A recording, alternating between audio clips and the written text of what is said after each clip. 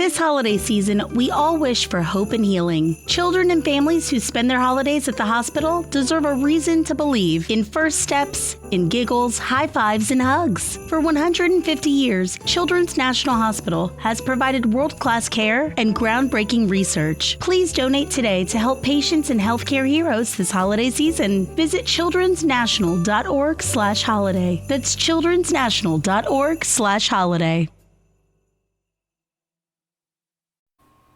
Okay, and welcome to the Tavern's Right Night. It is March 7th, Saturday, March 7th, and this is our premiere episode of Right Night.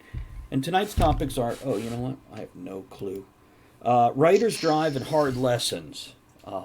I'm your host. I'm Travis Sivart. I have published, a couple of books here and there, and I am working on my latest, which is book 2 in the Portal series, Figments and Fools. Just started it this morning, did about 3,000 words today before I needed a nappy. Let me introduce everybody else here. Hello, Chris. I'm just going to introduce, going clockwise around the screen, so just above me is Michael Thompson. Introduce yourself, tell them who you are, what you do. Hello, everyone. My name's Michael Thompson. I'm an author and illustrator. I write fiction of different genres and for different age groups. And my latest is the 4th book in the Chicken Boy series. It's a humorous superhero action adventure, Chicken Boy and the Might of the Monkey Man. And just because I can, here's the first book of his I ever read. So, and we'll talk more about that during the show tonight. So, moving clockwise from there, Aaron Kennedy. You guys might know him from Stealing for Survival, our Sunday night D&D game. Hi, I'm Aaron Kennedy. I write I'm more of a technical writer and a sci-fi writer. I wrote the Ships of Valor series. I just went and linked that one. First book was Persona Non Grata. Second book is Politicus, which I'm working on now. I've got a couple articles published in the NCO Times and the NCO Journal and the Army Times under leadership. And then I've got my sci-fi works that self-published. Which, by the way, Aaron, a quick side note, and then we'll jump over to Tempe.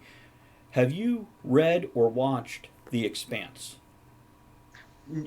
No, I have not. Okay, I've watched 5 episodes and read the audiobook of book 1. Good stuff, worth checking out. Oh, I've heard wonderful things about it. I was waiting for the series to complete so I could binge it before I got into it. Okay, now let's jump down to the actual talent in the room. Tempe Wade. Whoa, you said I didn't have to take my pants off. No, I demanded that you don't. I'm Tempe Wade. I'm the writer of the Timely Revolution book series. I currently have 4 in the series published now. I'm about to put the 5th one out. I've got 3 more written. I'm working on the next one, and I've got another romance novel series that I've started that I'll be getting out soon too. So, magnificent. Yeah. So, these are a few of my writer friends, which, by the way, I want to say hello to Toei, who popped in. There's Toei's book right there. Toei might be joining us for a show down the road also. At least I'm hoping she will, because she's quite the talented author, as well as she wrote some of the roots of my role-playing game background with Tunnels and Trolls. And, yeah, everybody, there's Spacey Tracy. Yeah. Thank you for that subscription. I'm so happy to see you here. Spacey Tracy is here, just subscribed. Here's to you. Hi all. There you go. Which, by the way, in case anybody doesn't know, Spacey Tracy is Michael's mom. Oh. Hi, Mom. Hi, Mom. And I tell you what, when I'm not at a convention... His roommate, sir. His roommate. Oh, I mean, no. No, that's if he lived further south. I tell you what, when I'm at a convention, I like hanging out with either one of them. They're both, depending on who's working the table, I can always hang out with the other one. They're fun. Momager. Okay. That's her. So we've done our intros and everything, and I will get a theme song for us, so we have some kind of intro theme song. Mez, how are you? Mez is joining us from the UK. We might have some folks from Australia and Greece joining us also. We've got a hell of a crowd to open our premiere show with here, and I'm excited to see Yay! really all of them. Wow, a few people I haven't seen in a while. I won't call you guys out of your lurking, but I am glad to see you. You know who you are. Okay, so tonight's topic, at least for the first hour, because the way this show is going to work, we're going to... Oh, thank you for those bits. Thank you there, Tracy. As you take probably the bit lead. We're close to it. Jewel, how are you? Oh. Princess, how are you? Thank you for dropping in and following. Appreciate that. Appreciate that. Shiera, am I saying that correct? If not, spell it out phonetically, we'll get it. So, tonight we have two topics. First hour, we're going to talk about something creative. The second hour, we're going to talk about something technical. Since it's our first episode, and you guys probably know me, I'm going to do more of the interview thing with these guys right here. And the first half is going to be Writer's Drive, where we discuss what brought us to be writers, to decide to be writers, or not decide, as the case might be, depending who they are. And then the second half, hard lessons. Basically, the shit we've learned the hard way. Oh, is that one of your friends there, Tempe? Yes. Actually, I did for her what you did for me. I sat down and had lunch one day, and she's got her first book published out now. So, yay! Now, is this the Sam that you mentioned earlier? This is Samantha Parrish. She has a new book out called Inglorious Ink. I'm sorry. Yeah, but I did the exact same thing that you did for me. Sat down and had lunch, worked her through some of the issues, and she's got her book out. So that's awesome. You know, I actually wanted to talk to you about that because when Tempe decided to do this, which was only like, I don't know, 20 days ago that Tempe went, I'm going to be a writer. She came to different people, myself included, and as far as I know, it's natural for me to go, great, let me tell you what I can. Let me help you. And I did. And she moved forward with confidence and ability and talent. And just a couple weeks ago, I heard her mentioning other writers who are basically being assholes. I don't have a better word. They're not being supportive. They're actually trying to block new writers in some way. And I want to talk about that at some point in time tonight, Tempe. So if you keep that in mind and work it in, because I'm curious, what? No. Yep, I got that one. Okay. So, you know what, Tempe, we're on you. Let's start with you. What's your story? Why are you a writer now? Okay, I'm the newest writer of the bunch, I'm sure, because I just started like the summer before last writing. And I had an issue where I had a health issue. I woke up one morning, part of my sight was gone. And it was just no explanation, just gone. Mm-hmm. And I knew you, Travis, from conventions, because I would do some sewing, stuff like that, take them out, set them up and sell it. And I couldn't do it anymore.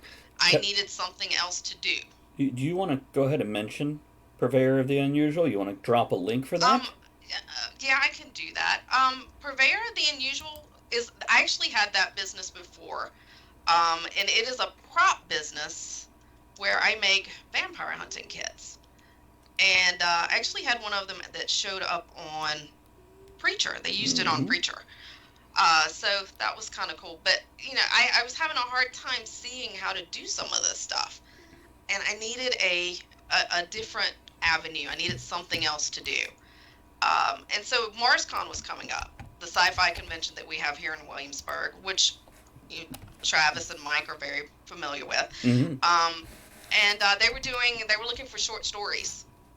And I said, okay, well, I'll sit down and I'll write something, I'll submit it.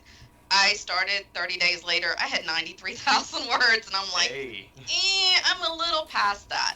So, and I just kept writing. And like I said, it's been a year. By December, I had the first book published. I have 4 published now. The 5th one is getting ready to come out.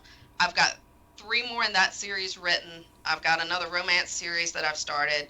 I just haven't stopped. How I've just many kept words going. do you average a day? Some days I average 0. Okay. A lot of days I stare at the screen. But you know, when I first started writing, 93,000 words in 30 days. I'm not So sure what for the you average is on guys that, sitting but here that's- watching me, and I'm putting down 3,000 to 5,000 a day. Yeah, brand new writer was dropping more than that every day. So that's not a bad thing. And by the way, I'm surprised that somebody of your height has such a problem writing a short story. You had to go there, didn't you? You had to go there. The viewers don't know. You could be 6 foot tall for all they know. I'm 4'11 and 3/4. I was watching Naked and Afraid the other night, and there was a guy. He's a dwarf, and he said, "I am 4'11 and 3/4," and I'm like, "So am I a dwarf?" No. I must be a dwarf. No, that's a specific medical condition. Correct. Yeah, Yes. so you can be short without being a dwarf, and you can be a I'm dwarf just without short. being all that short. Right. I've always liked short people, speaking as a very tall, short person myself. Woohoo! 5'9". That's never, not even when I'm wearing my heels. So, it's, okay. I need those back, by the way. Yeah, once you finish your installment plan. Okay, so Aaron, let's pop over to you now. Okay. Really, I kind of got into the writing side of things back in high school. Didn't really do a whole lot on there, but I started getting into the story development side between the Raymond Feist novels, the Magician series, Yeah. and then Chris Claremont's run on the X-Men. Chris Claremont was a big guy on dropping plot seeds, which were amazing. He'd run a story, 2-3 comics, and then he'd go back and revisit a seed that he dropped two episodes back, if you will. And it kind of reminds me modernly of the Buffy series, previously on Buffy, and then they do a quick excerpt, and you're back to that section of the story. I joined the Marine Corps, and then there's a lot of downtime in the Marine Corps. It's great to believe that, oh yeah, running and gunning all the time, but one, look at me, that's not happening. And two, you spend 6 months on a ship doing nothing, staring at a wall. So you're either reading, doing a little bit of work here and there, but it's mostly busy because the Navy's doing all the work on a boat. Right. So I started typing up. I started honing the craft, if you will. Then kind of got into D&D and then writing campaigns on that stuff. And that was a creative outlet for me there. And I had a couple starter novels that I began working on but didn't know how to finish them. Right. But during my time in the Marine Corps, I was a technical writer. I'm an intel analyst by trade. Aaron, I was so- about to say we all have those starter novels that we didn't know how to finish, but then I look at the other two people on the screen, and yeah, I can't say that, can I? Go Well, on. no, there's nothing wrong with a starter novel. I mean, I've 1 second here, because I thought he was here pointing at the hand is- puppets. these physical pages are printed off 15 years ago, and they sit there until I can figure out how to revisit them. I did that electronically today, where I was checking the notes before I started writing the book that I was starting this morning, and some of the notes were from 2008. Or actually, like, parts of stories that I had starter novels. Yep. Yeah. So, how'd you go from that to doing it? And why? Okay, What caused that? What triggered? Well, so when I finally got off my ass and finished my bachelor's degree 15 years after getting out of the damn Marine Corps, I got into a master's program, and I was sitting there writing nonstop. But it's all technical, it's all dry, and it's boring as shit, especially since you're repeating a lot of the same information over and over again because of the citations, same authors, things like that. Mm-hmm. I needed another creative outlet. Instead of D&D, it became writing, and then the seed concept for persona non grata came out, and it's Odysseus in space.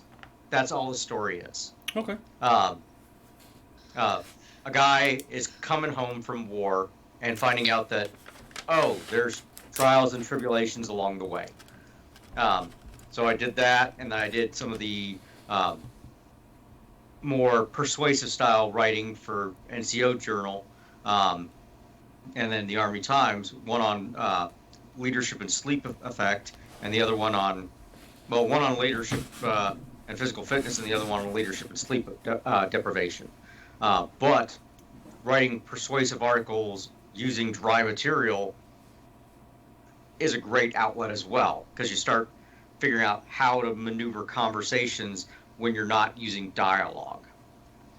Very important. And that's actually a really good tool in the writer's toolbox, which writer's toolbox is a phrase I got from Stephen King's on writing, Memoir of the Craft, which, by the way, even if you're not a King fan, I recommend the book as a writer. It's an interesting read. Hold on, there's a cat directly in front of the mic. So, but before we go on with that, because I'll refer to that on occasion because I feel it's worth referring to. Aaron, are you good? Can I jump over to Michael? No, please. It's not like we won't be here forever. Forever. Immortality. But Michael. So, yeah, what got you moving? And did you ever have a starter novel, or did you just like write a book and bang, put it out? Yeah, I wrote a lot of stuff that I haven't published. But I wrote my first book when I was 9, and I was in 4th grade. Before that, I was illustrating everything. I didn't have any words on the page. So I was drawing all the time. And you know the old saying, selling like hotcakes? What does that even mean? What is a hotcake anyway? They should change it to selling like Hondas, because right now Hondas are selling faster than ever. Probably because they're so rugged, long-lasting, and fuel-efficient. And if you want one, you should get to your local Honda dealer right away. Check out the 8-passenger Pilot, or maybe the adventurous Passport. But you gotta do it fast, because Hondas are selling like, well, Hondas. New models are arriving now. Don't wait. See your local Honda dealer today.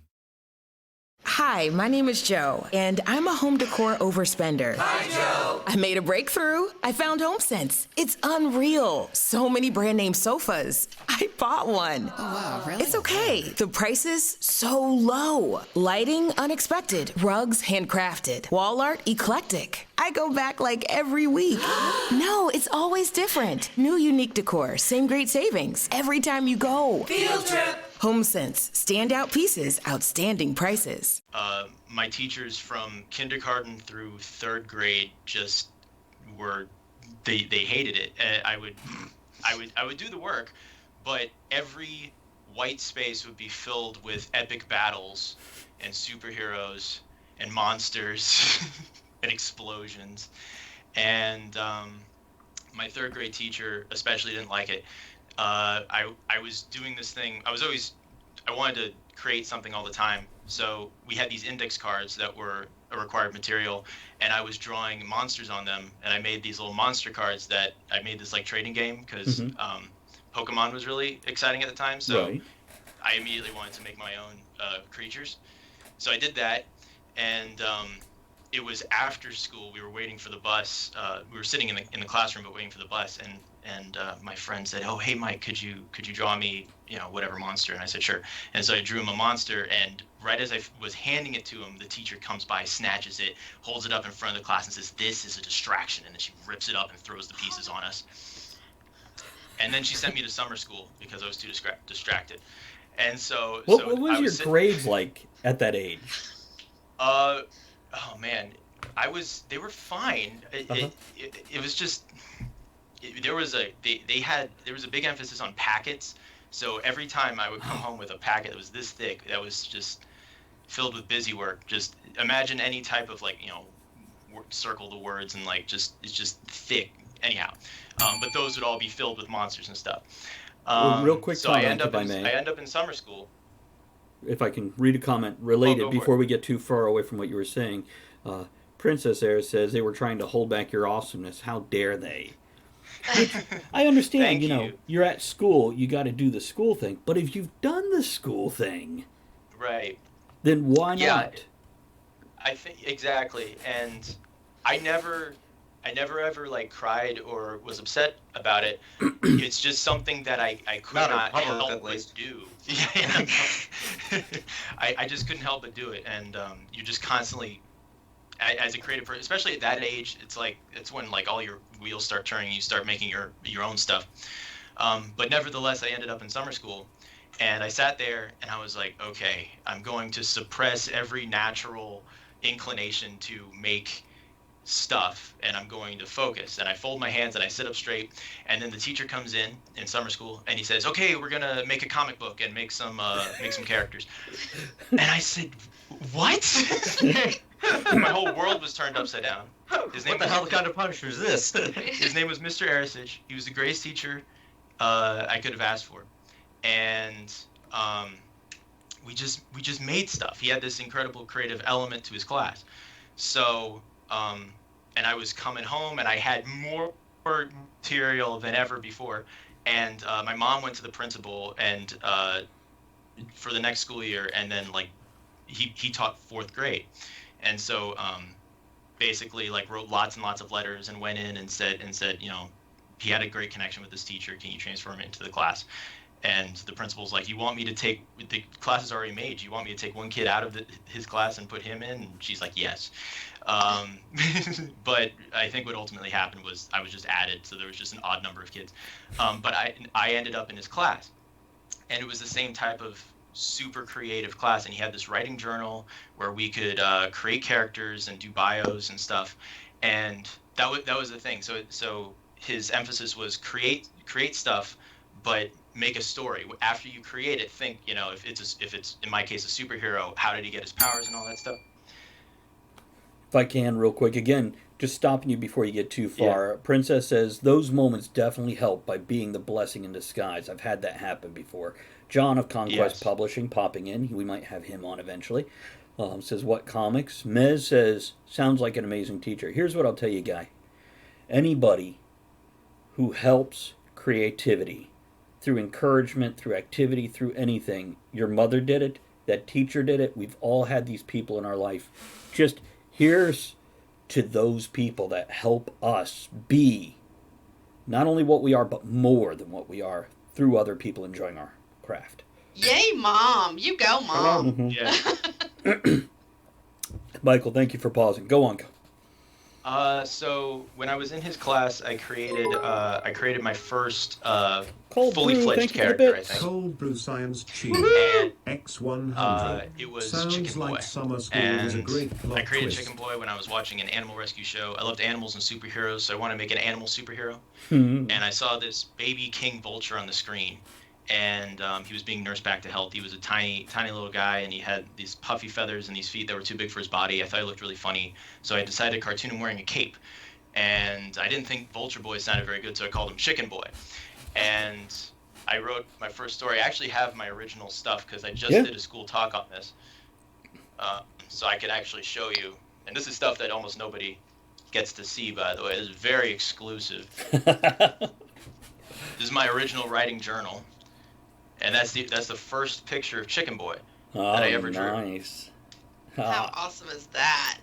And so Princess I is wrote a story, excellent. an alien invasion story that Chicken Boy starred in, and I showed it to Mr. A, and he loved it. And he was so praising, and I felt so inspired, and I made all sorts of other stuff, but Chicken Boy kept calling me back, so I decided to write my first full book. And I have the original book that I made in spiral bound at Kinko's when I was 9 years old. Kinko's doesn't exist anymore, but this is Chicken Boy and the Wrath of Dr. Dimwad. This is the first version.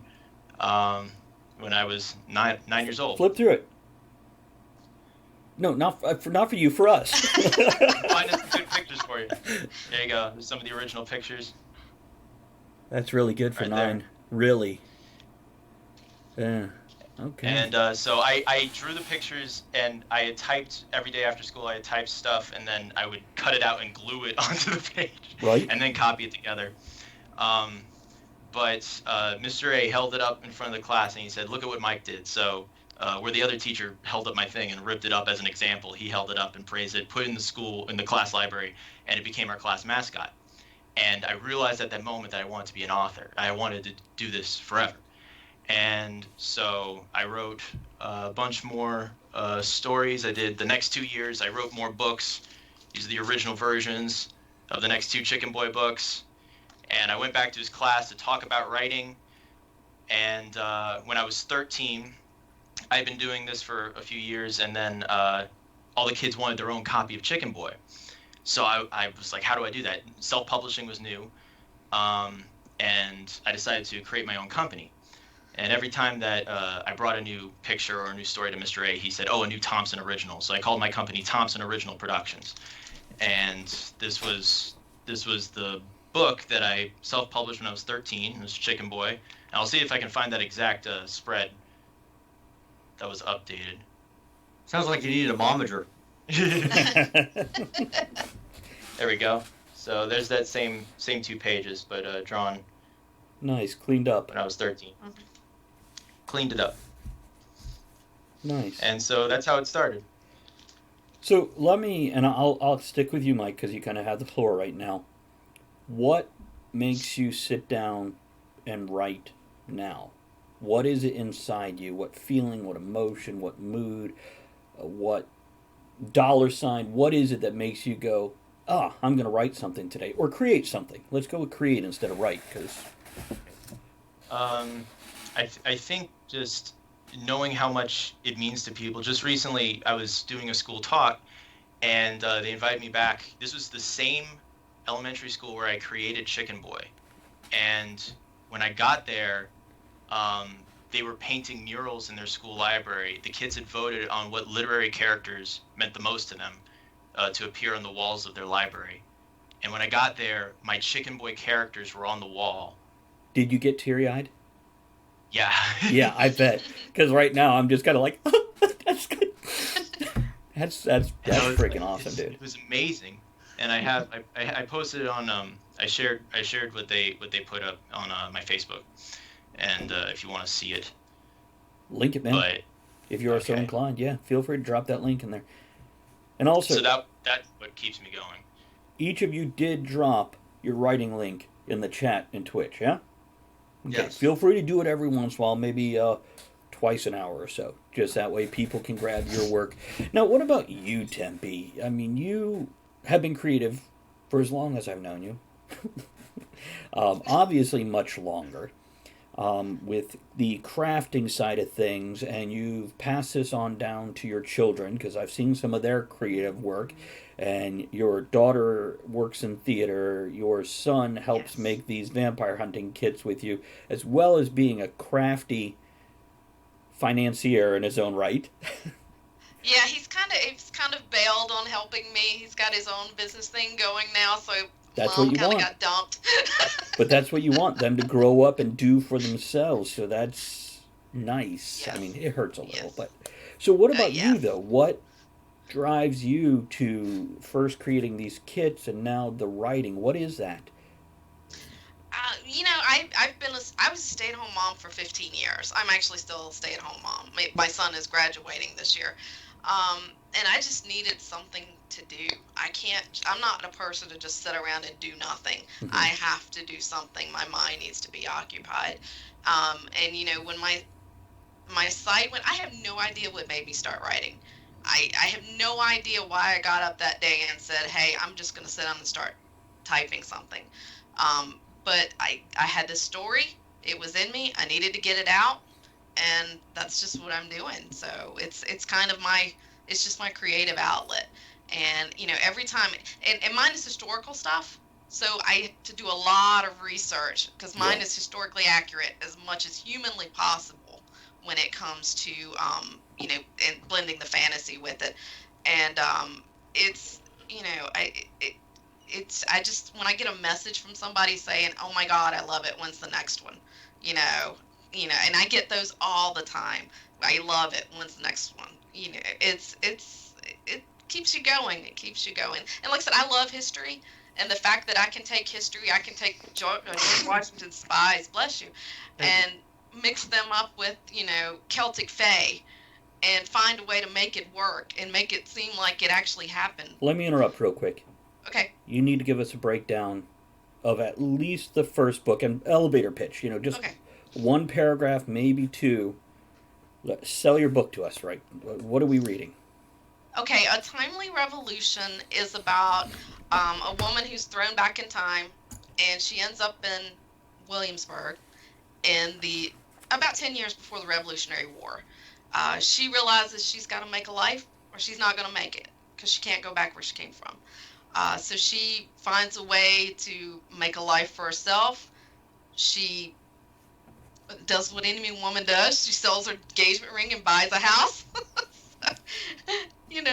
And so she makes it a point to want to stay out of the Revolutionary War. She doesn't want to change time in any way. Mm-hmm. She wants to make sure everything moves along. Well, she inadvertently ends up saving George Washington's life. And that kind of started a role where she ended up in the middle of the beginning of the Culper spy ring. She was actually instrumental in helping to bring that about. And that's a historical thing, correct? That's a historical thing. That's George Washington's spies.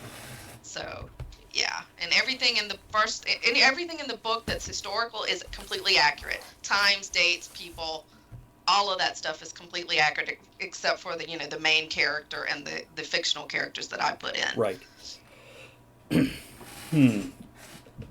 think I had another question, but I can't grab it right now. By the way, for any of the viewers, if you guys have any questions, I got this handy little bell here that I will ding to let them know when I'm going to read a comment. So if you guys have questions or comments, bear with us. We might not get them the very moment you post them, but I will make sure that they see it or hear it, or that we read them off and whatnot. So Aaron. Sir. Actually, no, Tempe, still with you. So what makes you sit down in your chair to write? Yesterday, today, tomorrow? I think I've just built a habit of it. Uh-huh. I do it when everyone is gone to bed. 11 o'clock at night, I write between 11 and 3 a.m. when it's quiet, when there's nobody else around, and I've just built a habit of it. And with this health issue thing, I don't sleep as much as I used to. So I'm awake. So. Okay. Yeah. Okay. So it started out as just a drive, you had to do it, and then you moved into habit. Habit, yes. Now, Aaron, when did you publish your previous book? What year?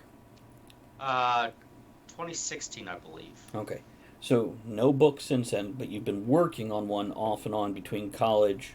Which, by the way, Exactly. For anybody that doesn't know, Aaron has like an HVAC degree. He's working on his electrician's degree. He works a full-time job, and he's earning his master's in something? So he hasn't been idle. I've got an Associate of Science and a Bachelor of Science in Liberal Arts. Would you like fries with that? However, that is the same degree that Captain America has. So, I've got a Master's of Science and Leadership. It's an MBA adjacent program. I'm working on my PhD in business, roughly the PhD equivalent of a Doctor of Business Administration. I'm a journeyman HVAC technician, working on my master's license. I should get that in July. Working on my electrician's license. Should get my journeyman's soonish. And then various little articles, and then also writing the fiction. And you can see all our faces go blank as you went through all these letters and things. Oh, I'm sorry. But going back to the writing, because this is what he's doing instead of writing. He's constantly learning, and that's my point of... Oh, hold on. We're going to interrupt here. Shara has a question. I do have a question. I've been hearing about places to do book signings, besides conventions, of course. What would be some good places to do that? Princess, do you mind if I table that till the second half? Because I think that's a great question for the hard lessons part. And I'm just going to make a note right here, book signings, and put Princess next to it so we know to refer back to you. So give us about a half hour to get to that. What, Aaron? And a quick note for your book, business questions. Because that's going to be a big topic. Okay. Got that down. Okay, Aaron, going back to you, my point is Aaron has been learning. This is what Aaron does. It drives him. And that and bad jokes. It's the fuel for his soul. I will steal a bad joke in a heartbeat. Like, hey, you want to hear a dirty joke? White horse fell in the mud. What's long, brown, and sticky? A stick. Okay, Aaron. All right. So why haven't you ridden? Where's the drive? Okay, it's not the drive. Uh-huh. Going back to what Tempe said, habit. Mhm. All right? It takes 21 days to form a habit or replace a habit or to break a habit. And if you're not doing something constantly, habits go away. And it's something as simple as taking your medication every day. Oh, I don't need it today. And then tomorrow you forget to take it. And the day after that you forget to take it. And then it's like, oh, I've got to get back into the habit of doing it. Or you're running around doing other things, like running a marathon. I do one big marathon a year and a couple free halves. The Marine Corps Marathon here for the local DC guys. I do that, so I've got to do a little bit of training for it. And then the historic half down in Fredericksburg. I'm training for that one because I'm doing the Devil Dog Challenge, which is basically run the 5-mile course, then immediately run the half, which is 13 miles after that. Okay. So where's but the... you break a habit and you got to go back and rebuild it. So That's true. what I typically do is my school is in. At Capella University, education is as smart as the world around us. With the FlexPath format, you can take classes at your own pace, set your own deadlines, and even leverage your previous experience to move faster. Now that's smart. Learn more at capella.edu. At Capella University, you're in control of your education. With the game-changing FlexPath format, you can set your own deadlines and move at your own pace. The faster you move, the more you save. Visit capella.edu to learn more. 10-week chunks. There are 4 of them a year, and there's 3-week breaks in between each one. While I'm doing school, I write to avoid school. Okay. School has got a hard deadline on it. I have to do it. Absolutely have to do it. So if you wait to the last minute, it only takes a minute. I know this sounds silly, but it's one of those. Travis, You just offended writers everywhere every time they have a damn deadline. If I wait to the last minute, it only takes a minute. That's right.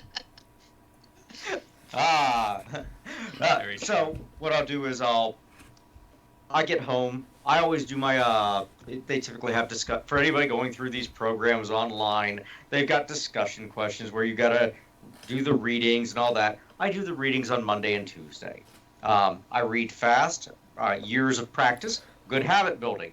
On Wednesdays, I sit down, I look at what the discussion question is supposed to be, and I go, shit, I don't want to do that right now. I will wait until 9:30, 10 o'clock-ish, because I go to bed at 10 o'clock-ish, 10:30. So to write usually the requirement's 250 to 500 words, which for nothing. us writers is 2 pages. Yeah.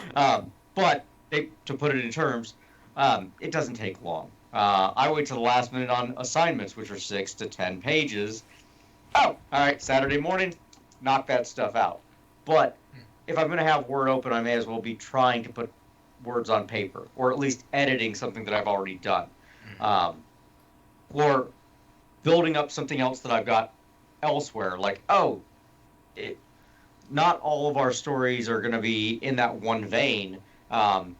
As Tempe mentioned, she's got, her historical romance and these novels, but she's also got another batch that she's working on. I'm sure she's got a little notepad or some variation that she's just going, remember this. Or Travis's little thing where he got, remember this for later on today. Or Michael, I'm sure he's got notebooks and notebooks of notebooks of, I never did this, let me go back and do this. Yeah. You know what I write mine on? Taco Bell napkins. Are they a better thread count or It's been something? a lot of time. Do what? Are they a better thread count?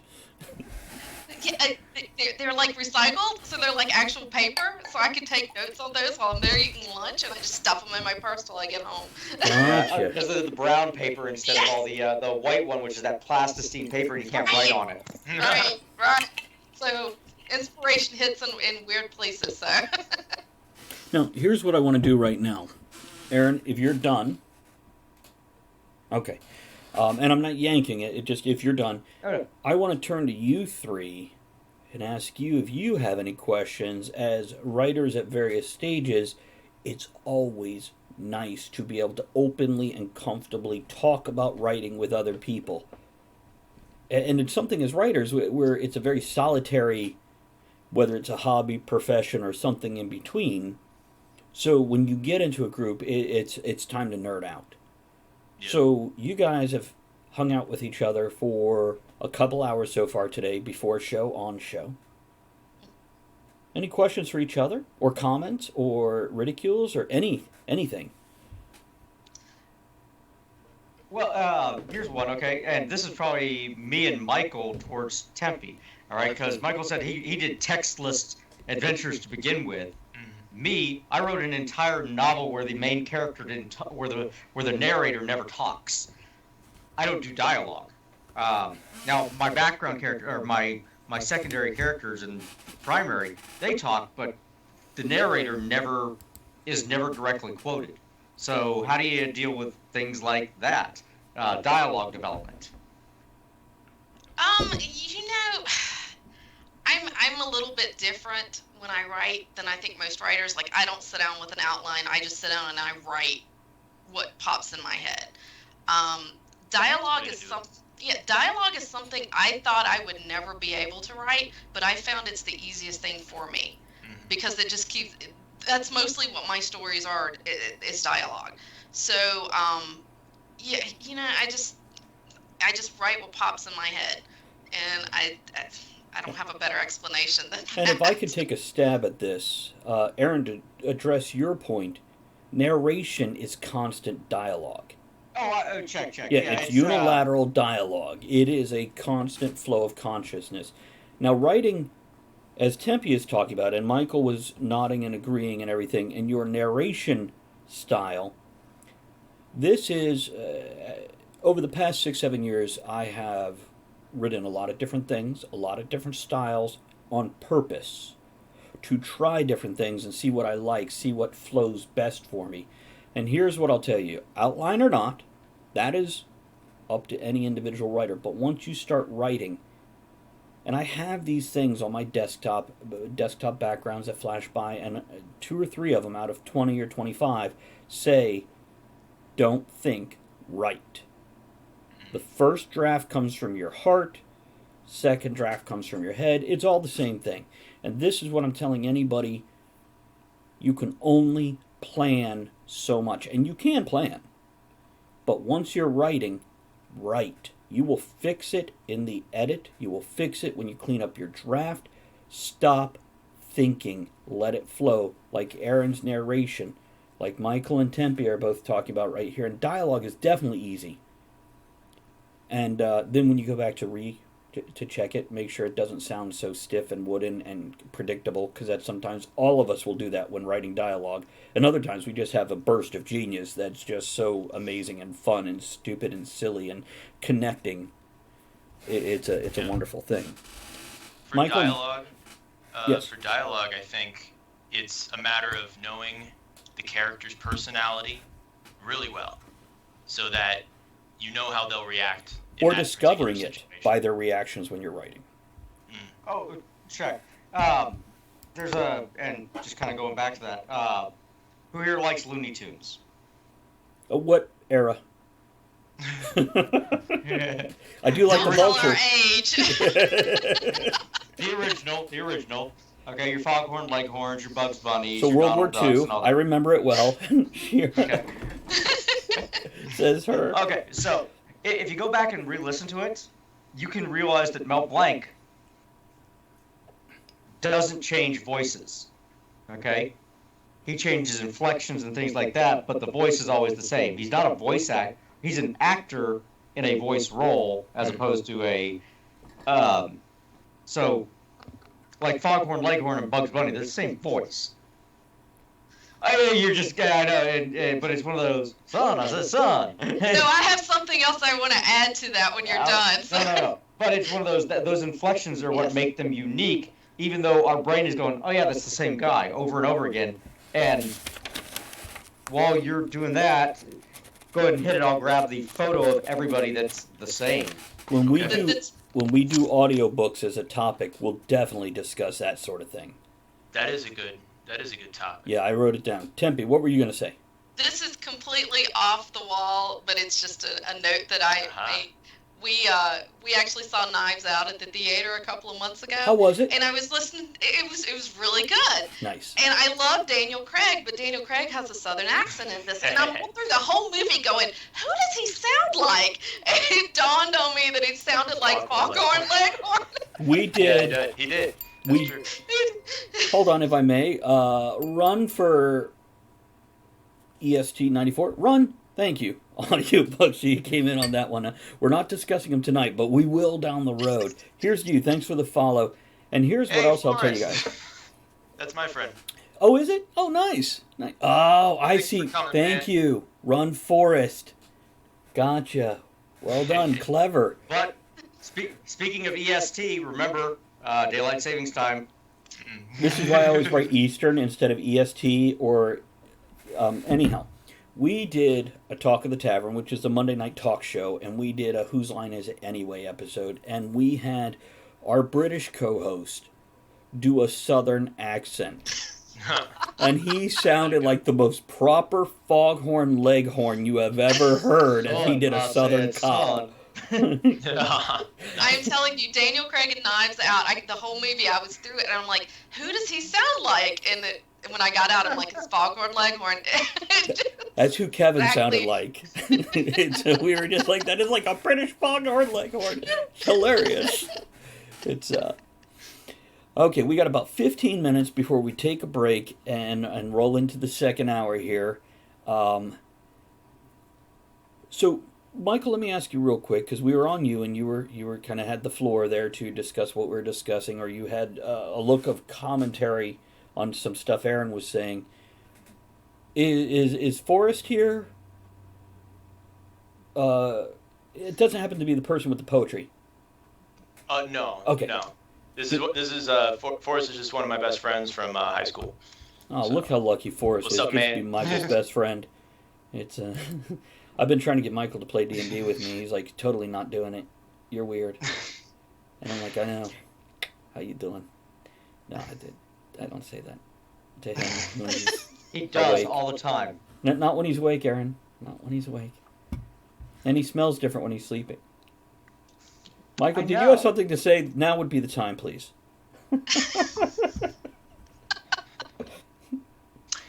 I guess going back to dialogue, the reading stuff out loud helps a lot. Yes. When editing. It's one of the biggest hints I give when editing. Read it out loud and do not rush. Read every word, enunciate every word, even if you're writing in accents or whatever. Take your time. Now, read it in accents too. I find my reading in English accents. Well, like I'm sitting at the computer reading aloud in an English accent, going. Can you do that for us right now? Can you just open your book and just read a line in English accent for us? Probably not. I don't have a book with me. I've got one here. I'll just hold it up. Aaron, I saw you raising your hand. Did you have a comment or something to add? Well, no, third pass. Friggin' the kind of the way I learned to edit was first pass, reread it on the screen. Second pass, print it out, read it on paper. Your brain uses different parts to read on paper than it does on the screen. Interesting. Yeah, I know. That's one of those things that doesn't make any sense, but that's why reading from a Kindle, one of the newer Kindles, feels different than reading from a book. Okay, and what's the third pass? Third pass, read it out loud. Ain't nobody got time for all that. I go straight to reading out loud. I am totally serious. It's, but this, I'm going to talk about me for a moment if you guys don't mind. My writing schedule this year is to write a book a month. 2,000 words a day in 30 days gives me a 60,000 word novel. Up to August, then I'm going to do my 300,000 word epic fantasy for the last 5 months. This is my plan, and I'm doing pretty good at sticking to schedule so far. Especially since I can do 3,000 to 5,000 words in a day without really straining. I have found I can do 500 words in 15 minutes if I focus. So that's 2,000 words for an hour, but I totally can't focus for a whole hour. That's just ridiculous. But I could focus for 3 15-minute bursts with breaks in between. So I could definitely do, that much. Okay, so really forgot where I was going with this. Did I give any clues where I was headed, guys? Totally did. Oh, So the reading. Travis- Editing. Word count. Sorry. Okay. Editing. This year is the first year I've ever actually read one of my own books cover to cover to edit it. And I send it to my editor, who I think all of you know, at least passingly. Aaron, maybe not you. Tara I've met her Muller, once. who will be on next week, I believe, and she will be a regular here on Right Night. An Yay. amazing woman with a hell of a skill set and a damn fine human being. And she says I send a very clean copy. And the copies I've been sending her are barely edited on my behalf, or on my part, I should say. What I have just sent her, anything I've written this year, is the first time I've read it, first word to last word, out loud. But I totally skipped those two in between things, Aaron. So either I write a decent, clean first copy, or, man, my work could be so much better. And I'm terrified which the right answer is. We'll find out. Tempe, As what? opposed to me, I think I make her drink. So Here's to that. here's to that. Or a trip to the ABC store. But on that note, I've also seen some of the guys that pump out book after book after book, the ones that are in the 20s and 30s and putting out a book every 2 months. They say, no, friggin' cursory edit, out it goes. No editor, no out loud read. I just make sure that it's got a semi-decent formatting, and what spell check catches, spell check catches. See, I do spell check twice, and actually it's spell and grammar check now. But Forrest, to answer your question, absolutely. Tons of mistakes. Anywhere from, using the wrong version of 2 as I was fast typing, because I type almost as fast as I am speaking right now. If things are moving well, this is about the speed of, back it up 3 words because I just fucked something up, go forward. And that's about the speed I can type when I'm flowing and not thinking. When I'm thinking, so much slower and so many more mistakes when I'm thinking. When it's flowing, when I stop thinking and let it go, just totally frozen, the whole thing. But yeah, found lots of mistakes. Also found continuity errors, like the guy said, why don't I have a gun? 2 pages before, he had a gun in his hand. Okay, so yeah, you definitely find the mistakes. And Aaron, what you recommended, great. Please, everybody else, do that. Me, I am impatient and or lazy. And I want Nothing that wrong shit with that. out my door so I can work on the next project. Don't be me. Be smarter than me. So, Tempe, you had a few comments earlier. Did you forget them, or do you still have them in your head? No, I was just gonna ask you, how did you get started writing? What got you into it? Apparently, from what I've asked my relatives, my sister and my aunt, I used to carry a notepad when I was 6 years old. Oh wow. And also, I've always been very organized, and I feel this relates. I wouldn't clean up my toys. I would organize my toys and put them in order. And it's not OCD, because I can walk out of a messy room and not think a second time about it, or I can go in there and organize it and find delight and joy in doing this. So that relates to the writing. That comes to formatting and editing and the way I lay out a story. So in my teens, and by the way, I was always a reader. Never wrote in my books, never folded pages. 6 years old, book club, just voracious reader. By the time I hit middle school, I was reading 400-page novels in a couple of days. I would ask my teachers, do you mind if I read during your class? And usually the answer was, your work is done. I don't care. And I would keep a book for school, a book in the bathroom, and a book in the bedroom. Mm-hmm. Voracious reader. That fell away as I got older, which is a damn shame. But in my early teens, I started writing, and it was a bunch of starter books. 20 handwritten pages, which felt like so much, but I know if I typed it up now, it's like 4 pages, tops. Especially if I'm single spacing sentences and not double spacing, and not very impressive. And I first published in one of those poetry books that you pay $45 to be in or some shit like that, and then you pay $50 for a copy of it in 2000-ish, 1 year either side of that, I forget. Had some editorials go out to different pipe smoking magazines or whatever. Published my first short story with somebody else's book in 2009. Wrote a full novel in 2007, though, and sent it out. What crap, by the way. And I did rewrite that in 2016 and publish it, and I'm almost embarrassed of it now because my writing style has changed so drastically.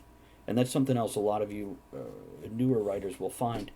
You look back at your older stuff and go, oh, you cringe a little. What? There's a meme going around on Reddit right now talking about, it's got the Animal Crossing dog there. And it says, hey, it's okay to cringe at stuff you did 6 years ago. That means you've improved. Yeah. Yeah, that is a very, very good point. So I guess in 2013, I went and collected a bunch of the short stories that I had written for other people's books and published my first book. Which, by the way, for anybody out there, if you're going to publish an anthology, put the word anthology on the goddamn cover, because people don't read the description and they give you bad reviews going, the book made no sense and didn't connect from chapter to chapter. Oh, no. And by the way, if you put anthology on the cover, you might want to define the word. And that said, reviews are great. Reviews are awesome. Ignore the bad ones. Or read them, find out if there's a technical issue with them. But if it's just a subjective opinion about something, in one ear, out the other. And the Don't same get thing emotionally attached to it. Yeah, same thing for good reviews. Don't get attached to them either. Reviews are a learning tool, guys. Reviews are the thing you read to go, what can I do differently that'll make this a stronger piece of craft? So read your reviews, but do not take them personally and realize that's one person's opinion. Now, if you hear the same thing threaded through multiple reviews, maybe give it a consideration. But don't take it to heart. Don't take it to personal. These people don't know you, and they could. I'm sorry. No. I don't mind the reviews. It's the nitpicky ones that Right. bother me. Like I had one that complained that my character had pockets last week. My character had pockets. See, I had somebody give me a 1-star review on this anthology I'm talking about going, accidentally downloaded the free book. It's steampunk. Steampunk shouldn't be a genre. 1 star. They never read it. They never read the book. Yeah. And I'm like, so they're giving themselves 1 star for downloading it like a moron. That's a good review. That's a great 1-star review because there was no capitalization or punctuation either. Yeah, that's fair. By the way, we have 4 minutes till the top of the hour. Does anybody need to take a quick break, and I will finish up my origin story here? Yes. Take a I'm gonna break. take Make a sure you quick- mute yourself if you step away, guys. Get your refills. Get your bathroom breaks.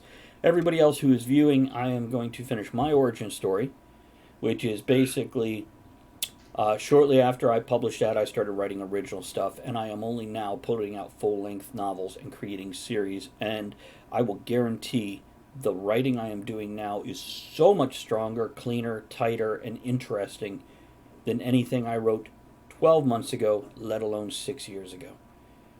It's definitely been a learning curve, and the reason it's a learning curve is consistency, is writing. Okay? You have epiphanies. You have those moments where you go from here to here. It's not a slow slope. It's a slow slope with a jump. And it happens again and again. That's exactly right. Something else I want you guys to know. I'm going to take over again. Not that I wasn't already. I want to let you guys know. Hold on. Let me see where this... Okay. There's a cat messing with stuff. Stop messing with stuff. Let me move this over to here. Here's what I'm going to tell you guys. I'd like you to subscribe, please. And the reason I'd like you to subscribe is because I'm working on making a dream become a reality. Okay, I'm here to show people, you guys, my fellow writers, myself, and you, how to make dreams come true. I'm here to help people do that. Okay? We love to share our ideas. It's why we're here. We're not here for attention. We're here to help you guys. Attention will be addressed in a moment. And we want to create something special, unique, which is a conversation. And I'm making that happen for these guys, for me, for you. It's not about the money. It's not about the attention. At Capella University, education is as smart as the world around us. With the FlexPath format, you can take classes at your own pace, set your own deadlines, and even leverage your previous experience to move faster. Now that's smart. Learn more at capella.edu. Hello, this is Discover, and we take customer service very seriously. We know that if you have a question or concern about your credit card, that's a serious matter, and you need to talk to a real person about it. So we offer around-the-clock access to seriously talented representatives in the USA. Again, it's a serious endeavor. The only funny thing about it is Bob. If you call us and Bob answers, you're in for a treat. Get 100% US-based customer service and talk to a real person day or night. Discover. Exceptionally common sense. And by the way, if you watch me on a writing stream, sometimes it feels to me like it should be boring. But it's actually about being creative. It's about sharing. It's about talking together and helping each other. It isn't all exciting moments. There's definitely that moment of accomplishing work, which to me is exciting. I love to accomplish something. And what are we trying to accomplish here? What's the biggest challenge we as a community are facing? And how does this, what we're doing right here, right now, fit into what you want? Okay? It's about choice right here. It's about you. The power to accomplish your hopes and goals, it's yours. You make the difference in that. We just have this channel, this stream, this show, this conversation to help you succeed and help others succeed through you to attain dreams, to make your dream possible. We don't want anybody to miss out on their goals, hopes, achievements because they didn't have something like this to tell them, you can do this. So, whenever I ask you to subscribe, it's to support that sort of thing, to help others get where they want to be. Amen. Thank you from Princess. Oh, amen. And I got amazing emote, says Mez. Thank you. Now, I am going to step away. You guys talk amongst yourselves. When I get back here in a moment with a new glass of water, we are going to move into the second part, which is hard lessons. So for the viewers, think of... We're going to talk about some of the shit we've learned because we screwed up or didn't know something or did know something and didn't listen. We'll be right back. Or I'll be right back. They're still here. While Travis is away, I'm going to piggyback on his last comment in regards to the subscriptions and whatnot. Not necessarily on that, but on the fact that we're getting together. There's a great YouTube video out there. It's got Ty Lopez and Why I Read a Book a Day, or The Law of 33%. And the gist of it is, for those that want to go see it, I'm going to go ahead and link it over in Twitch. But the gist is, spend time with not only people that are above you in progression, but peers, like we are, but also with other people that are not at that stage yet. It's going to make you better. There's an old martial arts saying, if you want to get better at something, train somebody else to do it. Because it'll highlight everything that you're either doing wrong or what they need to improve, and it's going to just bring you up a level. Very true. Yes. We're peers, we're colleagues. I do not have 10 books in the wings, so these guys are much, much farther ahead of me when it comes to published novels and whatnot. They're ahead of me. But on technical writing and things like that, I've got published novels from other sources. They're the military side of things. So I've been through some of the gatekeeping process, and we'll get into that in the technical side. So I'll be able to help them on that side in some regards. But keep that in mind. So ask questions of us. Yeah. Welcome back, Travis. What he said. So, welcome to part 2 of the show, where we're going to talk more about the technical side on Write Night. And you guys have met Michael Thompson. Give a little wave. doing kind of a second intro. No, just Michael, Aaron. Don't steal Michael's wave time. You said give him a wave. Okay. I'm kind of doing a hello, Sarah. Good to see you. Thanks for swinging by. John from Conquest Publishing says, I thought it was Duck Danielson. I'm guessing that'll make sense to you guys. Danielson? I don't know. Anyhow, I wasn't here for that. Reintroducing you guys as the second half of the show starts because we might have some new people. So now we also have Aaron Kennedy in the upper right of your screen. And then in the bottom right with the blue hues mellowing everything out, we have Tempe Wade. Okay, so this second part is the technical end, and we're going to talk about hard lessons. Now, for you guys who are on, Michael, Aaron, and Tempe, I don't necessarily want to focus on why it's hard to put your butt in the chair and start typing. I want to go into the technical things we've learned, whether it's marketing or punctuation or anything else, that there's that learning curve. There's that arc. And hopefully, we're constantly learning something new. Whether it's just about that point in history that we researched, or whether it's how to use a semicolon correctly, which I'm writing that down for a whole damn show. No, your colon. And we had a standing question from Princess there about book signings. So, and Michael, I just want to throw this in your lap, because this is one of Michael's strong points. And I'll point that out. Michael's strong points, from what I've seen, is he is incredible at connecting with some random stranger walking past his table. He has a gift for this. Interviewer tonight. Later. Okay. Thank you. So let's just do a quick one statement. If you guys have had a chance to think about this. Tempe, what's the hardest lesson you've learned without going into it? Just one line. Word will bone you in a heartbeat. We'll have you expand on that in a minute. Aaron. Gatekeepers. You are your biggest gatekeeper. Okay, we'll have you explain that in a moment. Michael. Marketing and all that entails. Okay. Mine is learn the rules, follow the rules, break the rules. Nice. And I'll explain that more in a moment. So shall we go ahead and do the gentlemanly thing, the historically accurate thing, and ladies first? One of the... I was very new to writing, and Travis, you were such a huge help to me that I wouldn't have gotten anywhere without it.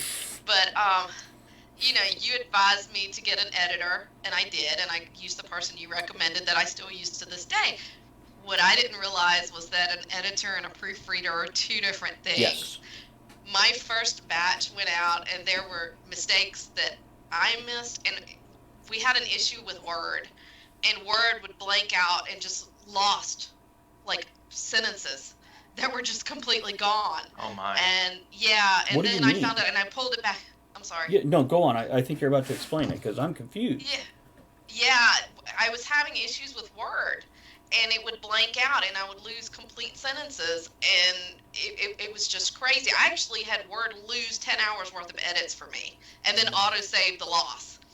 So, yeah, it's very frustrating. So I learned an editor and a proofreader are two different things. And I also learned that no matter how many people you have go over it, how many computer programs you have go over it, you'll be convinced there's not a typo in there. You'll be at a convention table, somebody will open a book, and it'll go straight to the typo, and they'll say, look, there's a typo. Yeah, and there'll be at least 3 in your book. Good luck finding them. Yeah, exactly. You could have 20 beta readers, 14 proofreaders, and 3 editors. There will be 3 mistakes in your book. Absolutely. So I've learned to, now when I get it back from the editor and I do the proofreading, right. I sit down with a pair of headphones and I go through it last minute, final, and listen to it, read out loud by word, and I catch so much stuff that way. Yeah. By the way, for anybody of you guys that use Word, there is a read it out loud, and the technology is getting better every single year. Yes. Now, it is worth it to read it out loud yourself, but you will catch different things when the computer is reading it to you. Yes. It is like the worst audiobook you've ever listened to, but it's worth doing. What do you mean Microsoft lost? Because I use Microsoft. What happened there? I've had a couple of issues where it's just completely blanked out, and where I've done edits, it's just lost it. It's just completely disappeared, and then it would autosave after that part disappeared. And because I keep it on autosave all the time, and it was just. And at that time, I heard a couple of other writers say they were having the same issue, but I had 10 hours worth of edits What that it blanked version out of and lost. Word? Do what? What version of Word? Word, Office. 365 or Office 365. is it? Yes. Okay, so because that's different from Microsoft Word 10. Yes. Because Microsoft 10 you weren't paying every month. Right. And I'm willing to bet that was an update. This is the problem with shit where you pay monthly fees and they updated. Witches, good to see you. I'm just going to take a moment to say hello to Witches who popped in. So good to see you. Aaron, gatekeepers? What the hell does that mean? Okay, so, and the reason I say this is when I first got my novel through beta read and all that stuff, I said, okay, maybe I'll try to get it published through like one of the big five, or the big six at the time, then it became the big five. And you got to go, okay, well, how do you get published? Well, you got to submit it to a literary agent to get there. And it's a gatekeeper. It's somebody preventing you from publishing a novel. You send out the letter, and you got to write the little blurb that says, hey, this is what it's about. I got to pique their interest, which isn't actually going to them. It's going to their secretary or somebody that works for them to get it on their desk. They go, okay, send me sample pages. And then they got to go, okay, well, what's your marketing plan on this one? They're middlemen, and they're in your way, which in the age of self-publishing, we don't need gatekeepers. And this kind of goes back to Tempe, when she was talking about, I'm helping out this other person, and people are getting upset. Tempe's got more than that, and I want to go into that later, Tempe. But go on, Aaron. Right. She's helping out this other person, and then other authors are getting upset because we're adding it. There's an additional product out there, and we've got this plethora of product. Nobody is ever going to be able to read it all. So, and abundance doesn't hurt. It's not like the price is going to drop to the bottom because there's more of it. True.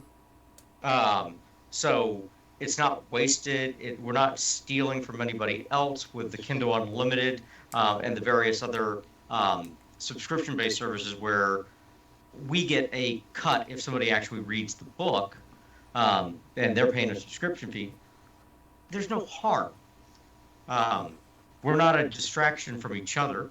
We're not competing with each other. It's not like, Robert Jordan's got a new Wheel of Time novel. Raymond Feist has got this one, and you can only pick up one book. Yeah. Readers aren't like that. They're like heroin addicts. Well, no, they're like heroin addicts. They're going to freaking keep pumping it into their veins as fast as they can, except we don't die of overdoses. Heroin addicts. Do you have a better description of what we are? You got a point. Give me another one of the Chicken Boy books, huh? When's the next one coming out? Yeah? Okay, so let me grab what Aaron is saying there. Basically, if I'm understanding this correctly, to paraphrase you, Aaron, what you're saying is don't let somebody shut your writing down. You're your own. You decide when you're publishing, because there is self-publishing now. That being said, I will also give the advice of get a good cover, get a good editor. Oh, absolutely. I'd like to say it goes without saying, but it doesn't. It doesn't. Something. And just to, go ahead. Go ahead. No, please. And just part of that is remember, yes, we've got this creative outlet and whatnot, but it's a business. You're a business owner. Yeah. And your profits are your payroll. That's your paycheck. We'll go into that a little more, but that's too. much later on. Because I have the business question thing, and actually I mentioned that in 27 Thoughts on Writing. So Tempe, something I'm doing with Silver and Smith that's currently with Tara in the editing process, I'm going to actually shop for agents. Okay. Now, something Nice. I've told other people is, for me, you do what you want to do. I ain't the boss of you. But for me, I either want the big five or self-publishing. I don't want any of that goddamn middle ground. Because what I've had people tell me is they published with these middle ground publishing groups, and what Aaron just said is what happens.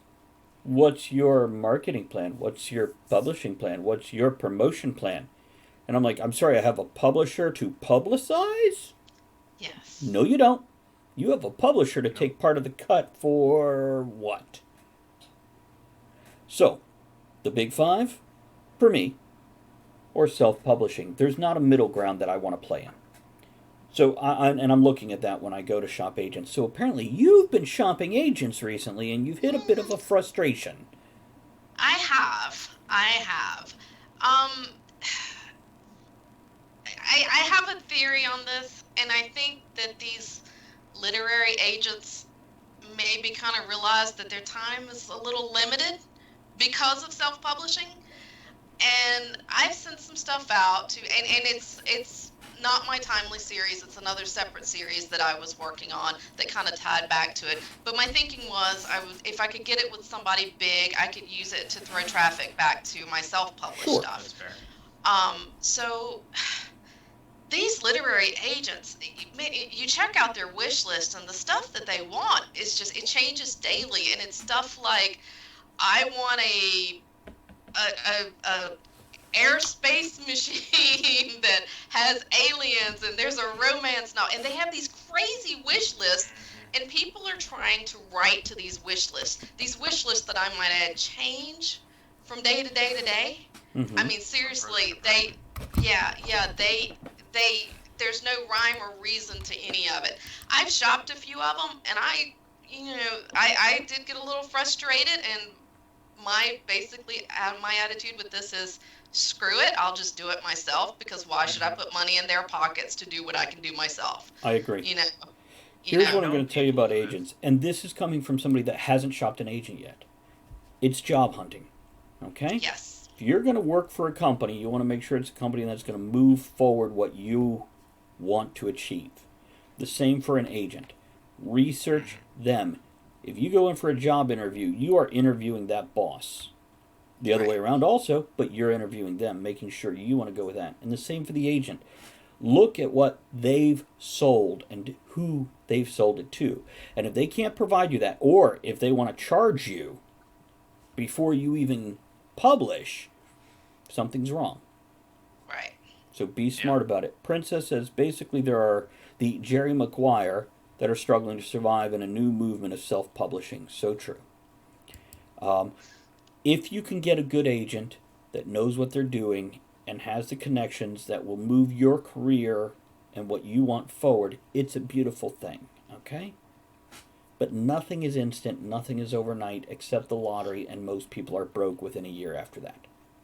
Yes. So you've got to be smart. This goes back to Aaron's business thing, which we'll talk about. But if we've got a moment to pause here, I want to jump to Michael's comment. Tempe, you good? Yeah. Okay, Michael, one more time. Your one hard lesson, marketing. It's marketing. It's marketing yourself. It's the balance of the art versus the product, and the product, I guess, and finding that balance, because the process of writing is really magical, and you're creating something, but then you have to sell it. You have to remember that this is a product, this is a business. And back at the beginning, I gave a lot of books away because I was so excited and everyone wanted to read it. I'm like, hey, yeah, check it out. But then I realized, I'm like, oh, I gotta make money now. I'm running out. So that was something. That was a big lesson. And the biggest thing that helped me was discovering the power of the pitch, which came after I graduated college. Yes, big heart. He's got a great pitch, guys. This is something I'm going to constantly ping Michael on as long as he's coming on the right night. Because the first time I had a table next to him, I watched this kid, because shit, it was 4 years ago or so, right? 5 years ago? Yep.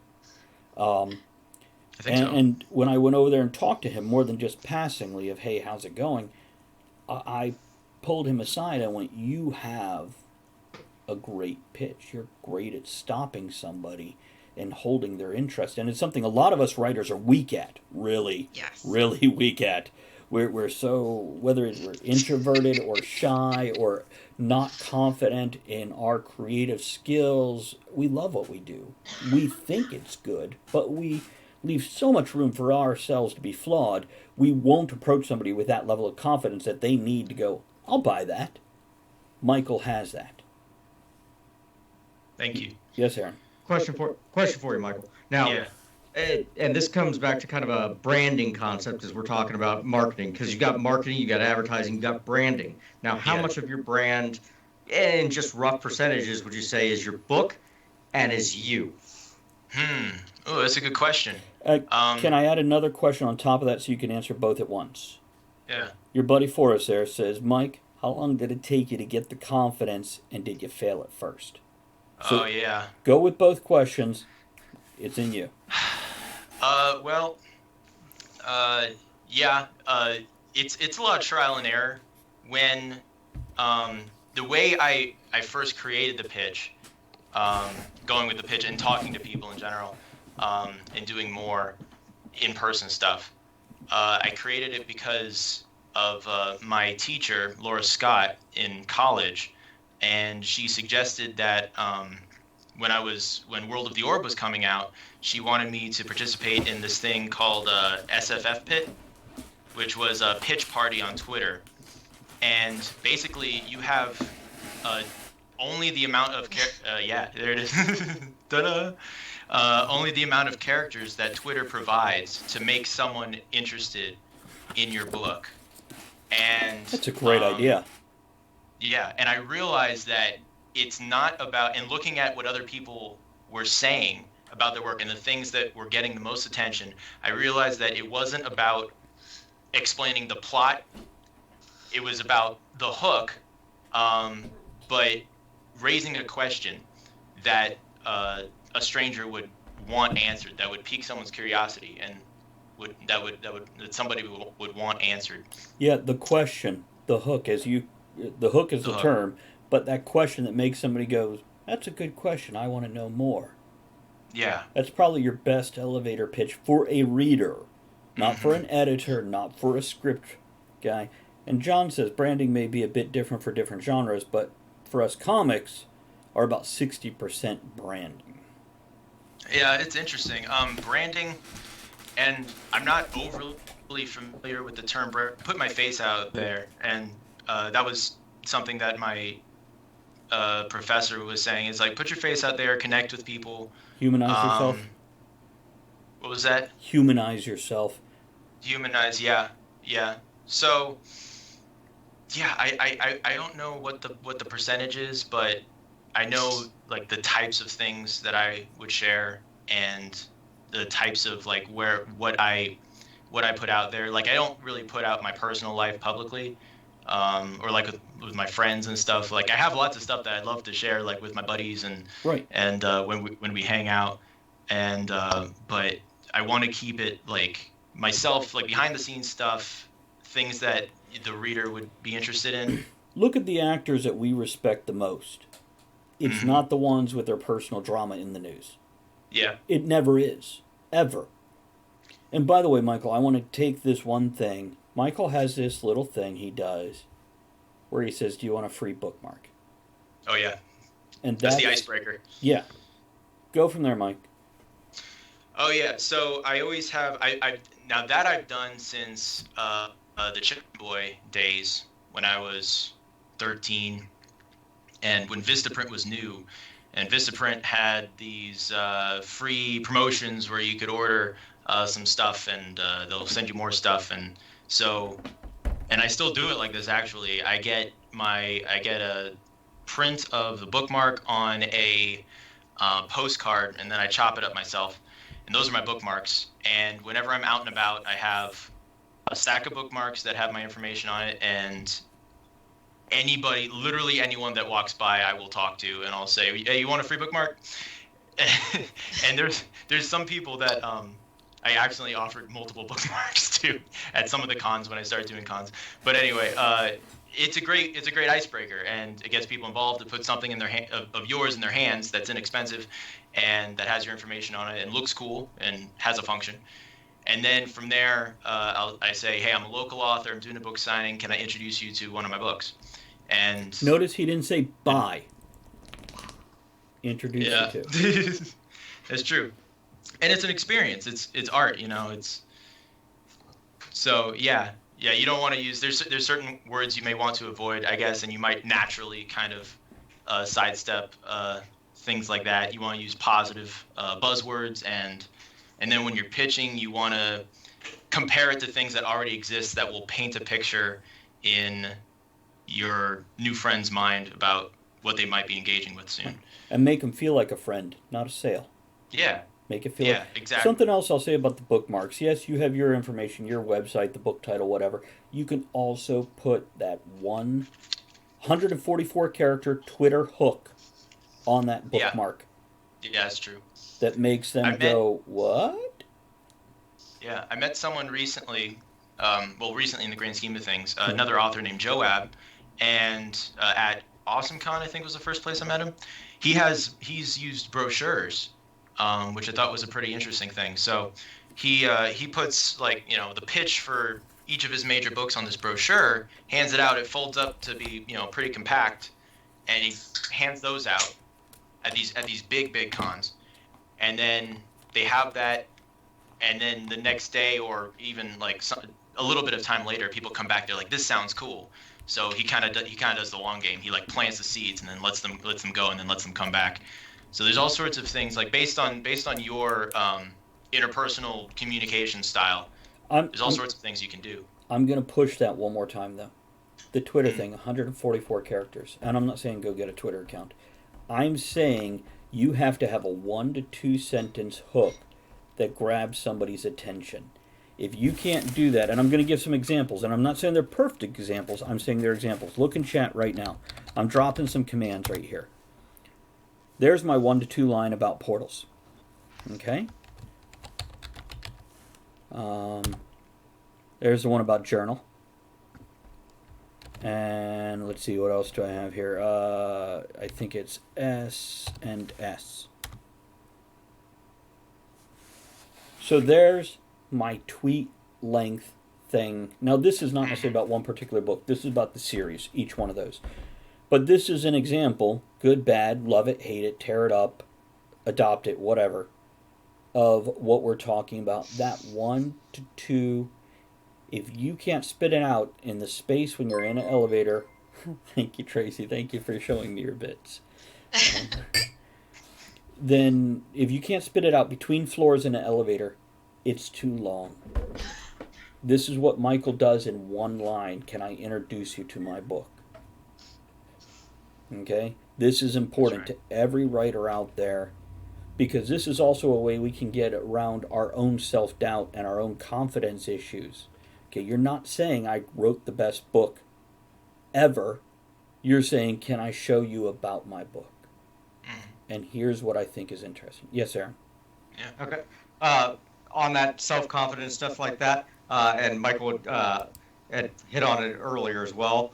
Remember, there's a psychological phenomenon called "fake it until you make it."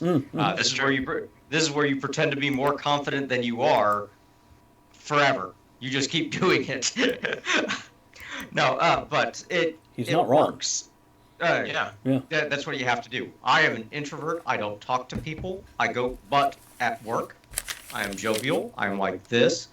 This is because I know these people. Right. In new settings, nope.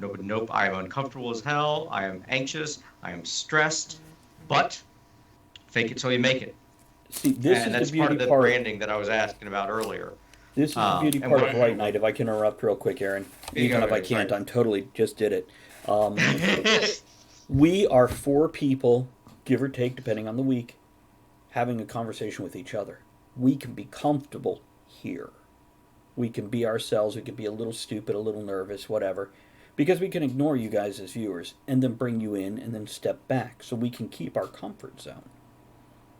And this, allows us to, hold on, Andrea is coming home. She asked me if I want anything. I'll just say hugs. Yeah, we'll just go with that. Aww. And a couple of things. Oh, I guess I need to talk about the thing I said. So Yes. there's a thing out there. It says, learn the rules, follow the rules, break the rules. I will tell you, a lot of new writers go, I want to do it my way. I want to make something new and special and unique. That's great, guys. But learn, strong words, strong language, learn the fucking rules. You learn that by studying and reading and enjoying other people's work.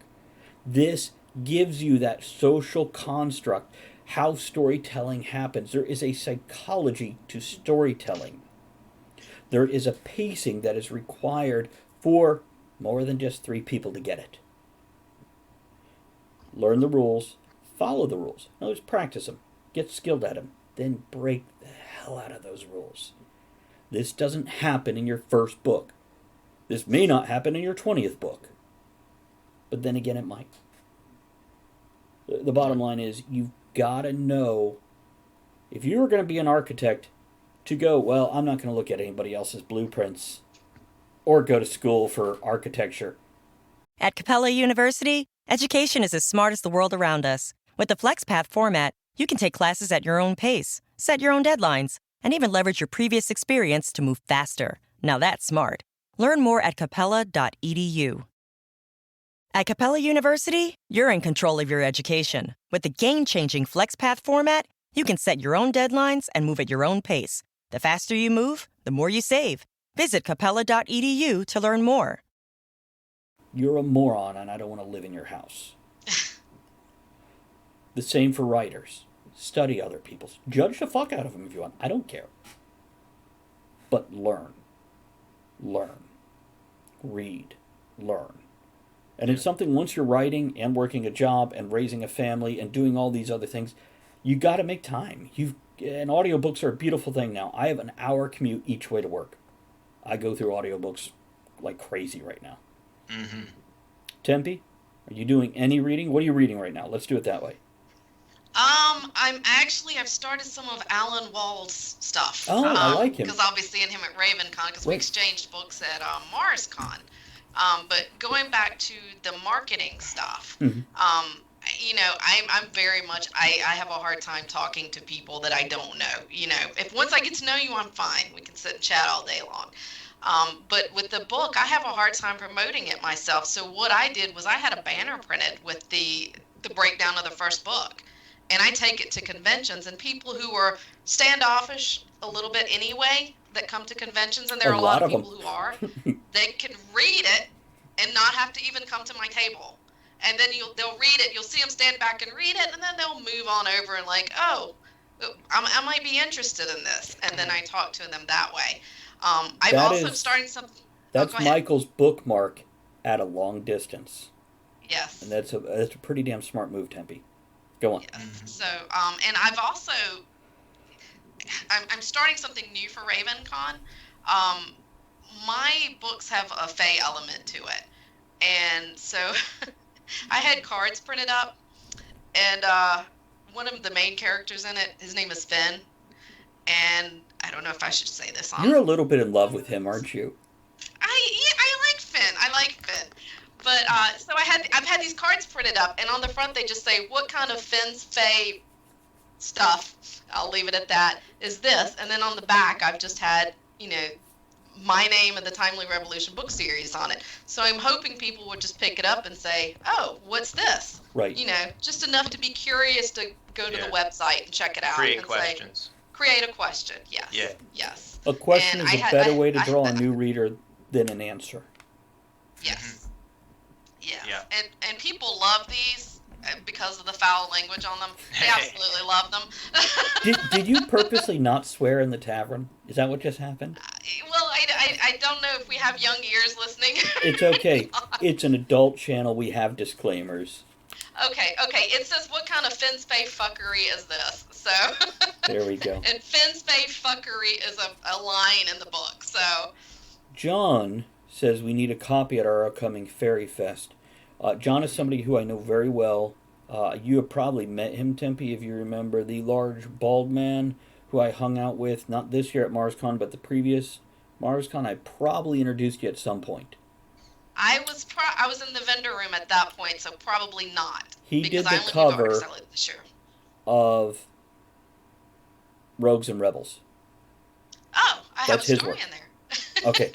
So, by the way, there's a few things I do want to reflect back on. Princess asked a question about book signings. I definitely want to answer that. And a lot of the stuff that we have discussed, pretty much everything each of us brought up as a learning point, except maybe for the word thing, all relates back to Aaron's business thing. And I think that's a great thing to spend the last half hour on.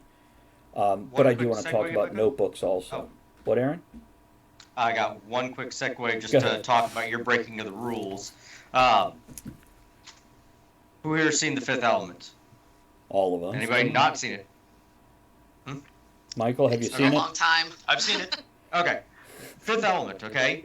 And I'm shamelessly stealing this. I did not come up with this, but after reading it, it's one of those epiphanies of realizing, oh, The Fifth Element is not only a great sci-fi novel, or a sci-fi movie, it is a parody of a sci-fi movie. Yes. So Yes. it plays all the rules. You've got the action hero, you've got the villain, you've got the space battles, you've got all these tropes that come into play, you've got this plot that's happening, but as you're watching it, in Act 1, they outline everything that's going on there. And then in Act 2, they flip everything on its head. The guy that we thought was the hero turns into the damsel in distress. The villain and the hero never meet each other. All these rules that we learn get broken almost immediately in there, and then we finish it up at the end where it flips us back on the head again to create this over-the-top parody and give us something back. It's almost like The Princess Bride does as well. This epic fantasy swashbuckling adventure, which is a comedy. And the most quotable movie ever made. Every line's a God! quote. I haven't seen it. That Really? one I haven't seen. Michael, really, Yeah. grab a group of your friends that have never seen it also and pop it in and then report back. Let me know what you think. Yeah. I want to see that. I want to see The Room. I still haven't seen The Room. I have seen The Room. That's an intense little movie. Interesting. Hey, can I interrupt just yeah. real quick? John Conquest, message me and we'll set up something about the fairy thing. My feed is not working well over here on Twitch, so just private message me, and we'll chat. John, I Fairy recommend. Fest. She's brand new to Discord, but she is in Discord. She's in my channel. You can find her there as Tempe Wade, or Facebook. That's probably going to be the best way as opposed to a Twitch message that gets kind of lost. Or anyway. my email is on the website. There you go. You can just shoot me a message that way. There you go. Drop her an email, John. That's probably better. Email is always better than instant messenger. Okay, so let's see. What I've got on my list here is, and I don't know if we can cover this all in the next 20 minutes or so. We've got the business stuff, book signing question. Book signing, yeah. I want to talk about notebooks, which I can do that in 30 seconds. Agents versus self-publishing we kind of covered, and then authors helping/hating other authors. So I'm going to steal the floor real quick and go, look, for you guys out there, I use steno pads for years, okay? They got a neat line. They're great for lists. You can write on them big while you're driving without looking, etc. Reporter notebooks with my next iteration. It fits in my back pocket. Sticks out this much, but I can put it in my back pocket. You can hold it in one hand while you're driving or walking and not even look at it and write enough, even if one page, you only get one sentence per page. These are so helpful, especially since people are like, oh, I could just send myself a text message on my phone. Yeah, you can, Yeah. but not legally while you're driving. You can write something down while driving legally. And also, you don't have to look if you can read your own scrappy handwriting. These are invaluable. I buy them by the dozen off Amazon or from Staples or whatever office supply. And they're also good for a grocery list or a birthday list or whatever besides writing ideas. Something else I'll tell you is don't forget every notebook has a front and a back. So a lot of times I'll put work notes in the back and I'll put writing notes in the front, and then I work towards the middle from both sides. I'm done with that public service message. Quick note on that, just because it goes back to something Tempe said. She had mentioned an author by name, or a book series by name, and we've all done it at various points. One of the things that I've harped on for years is building a reading list. If somebody is willing to invest the time to tell you an author by name or a book series by name, it's important to them, and it should be important to you. Fair point. Because it comes up in conversation, and it's one of those, they think that you're going to find interest in this. At the very minimum, just write it down on the buck slip that Travis just showed you, and eventually get to it. Pop it on your Amazon wish list, and then when you get a chance, read it. You may like it, you may not, you may find value of it. At the very minimum, you go, hey, I've added it to my wish list, and I'll get to it. How many of us have added a movie on Amazon Prime or Netflix because somebody said, like, pulled up the app right then and there and just added it to our watch list? Mm-hmm. Yeah, sure. I've done that. Why wouldn't we do that with a book? Black Sales is good stuff. we bought the DVDs. Yes. And but anyhow, okay. So fair point, Aaron. Well done. So we covered notebooks. We covered agents versus self-publishing. What do you guys want to talk about next? Authors helping and hating other authors, or the business thing? Oh, book signing. We should do the book signing. Now, yes, Michael, go. You're the boss of this one. Okay, for book signings, there's really no limit. Well, there are limits, but there's basically no limits except your imagination for where you can set up a signing, except the law. Like some places you can't set up just outside. Strip clubs are great for this. The law one. Yeah, but one thing I was always there's great places. I think the question was specifically like, what places do you recommend? I think a great first book signing is a cafe. Lots of cafes are free, and it being that they don't take a percentage of your books, of your book sales, that is. And then there are some great bookstores, like McKay Used Books is awesome. What town is that in? What was that? Is that a single location somewhere? It's a single location, but places like it. There's some like independent bookstores where they'll be happy to have you and they won't take a percentage. And then there's other places that they will take a percentage, but they're handling the sales aspect of it. And that's nice too. So you can keep your line moving. So it all balances out. So for instance, one of my favorite places is Prospero's in Manassas, in Old Town Manassas. I do signings there all the time. Is that Prospero's or Prospero's, as in Shakespeare from The Tempest? It is probably Prospero's, but I say Prospero's. Okay, just checking. I don't know.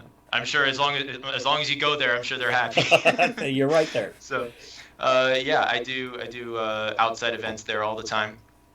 And let's see, Second and Charles is awesome. The Woodbridge Second and Charles, you come in, you set up, and you handle all your sales. It's a lot like a convention except solo, where you have your own personal register. So those are my recommendations. But in terms of just the process, think of where you'd like to go, or think of what you think would be like the cool, like the loftiest aspiration, and then go for it. Don't be afraid to fail big. I remember there was this one time I was going to all of the indie places that I loved, and all of them were filled. I don't remember what book it was, but it had come out, and I didn't have any book signings slated, and I was like, oh no. And then I passed by, and I was driving around, and I passed by Barnes & Noble. And I thought, hey, what the heck?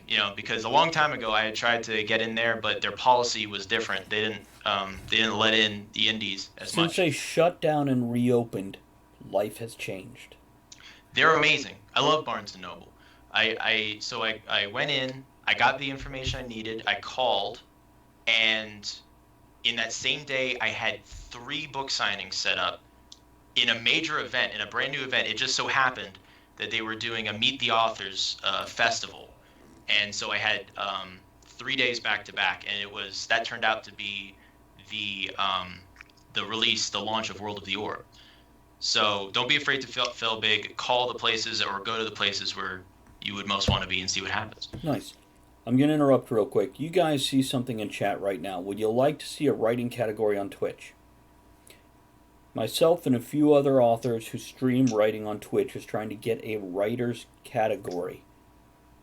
If you click that link, and if you're on the app, you have to open in browser, but otherwise click that link, go vote this. Let's get some attention for this. Let's get a writers community started.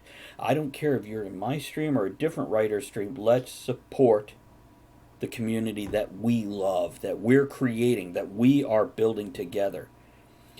And Shara says, thank you so much, Michael. That helps out a lot. Michael, I also want to ask you, that thing for Barnes & Noble, can you share that back channel with the rest of us? Is that possible? Sure. That would be great. Yeah. Well, it's different now. All you got to do is call whichever Barnes & Noble is local to you, and they all have. It's a different combination of it's an acronym at the beginning, and then it's a certain whatever number, because now it's regional. Back in the day, they had one for like the whole DMV basically, but now they have like regional managers. At Capella University, you're in control of your education. With the game-changing FlexPath format, you can set your own deadlines and move at your own pace. The faster you move, the more you save. Visit capella.edu to learn more. 'Tis the season for those irresistible ginger thins, cozy blankets for cuddling by the fire, and making home warm and welcoming. For one-stop holiday shopping, visit your local IKEA or ikea-usa.com/holiday. Who do stuff, and sometimes the store itself will organize it with you. So call them up, and then some of them like to do it through the email. Some of them you could just call it up and get it set up. Okay. But I'll definitely tag you, because I think... Let me ask you a quick question. How many of us here, and by the way, for the viewers also, how many of us here are paying more than one bill with their writing income? Can you just raise a hand? And by bill...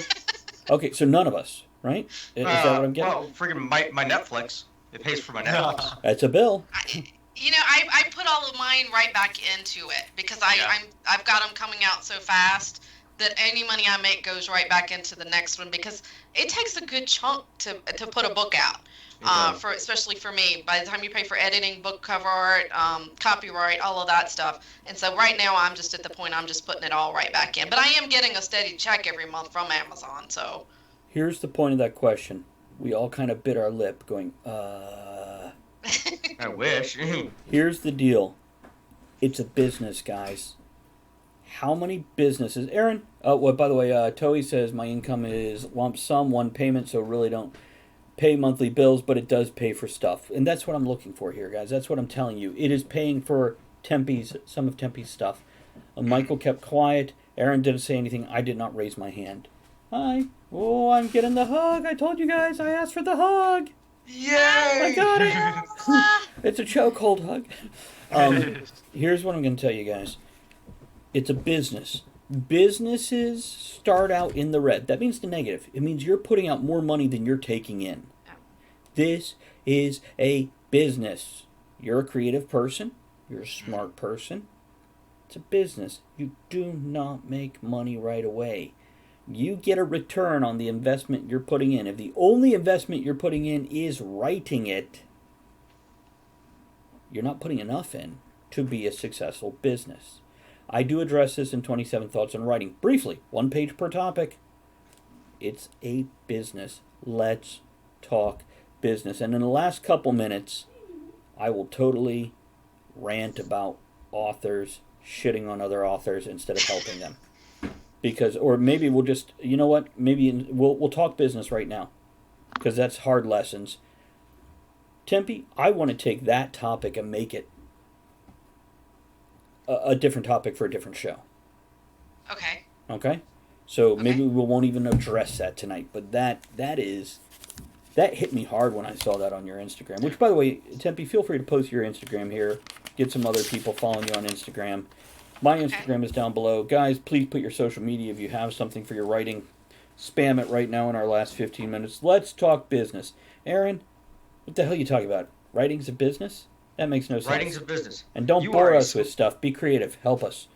Okay, you're a small business owner. You basically opened a new car dealership, and if you're like me, you've got a car on the lot, and you're trying to sell that car, and it might be a Honda Civic from 1979, but you got to sell it. They didn't exist till '86. Okay. Okay. Hey, look, I write time travel novels. It exists when I say it does. Fair point. Go on. Nice. And eventually, but if you freaking develop more product, which your book is, it's Can a that be product. the next Back to the Future movie where they take a Honda Civic to '76? That would be awesome. Go on. The Civic of '76. That's the title. Okay, so. You made him lose his train of thought. No. I'm just trying not to laugh because I was like, oh yeah, because really the next Fast and the Furious movie is Fast and the Furious 9. They go back in time and kill Hitler. With a Honda Civic. Right. Well, fuel emission standards. So, you're trying to build products. Your book is a product. Anything that we type in is a product. You want the product to be as good as possible. Whether it's a McBurger or Dr. Pepper or whatever, you want that product to be good so that you can showcase it on your lot. And then what people see is they're walking by your convention or your webpage. They're looking at that brand, which is us. And I kind of highlight.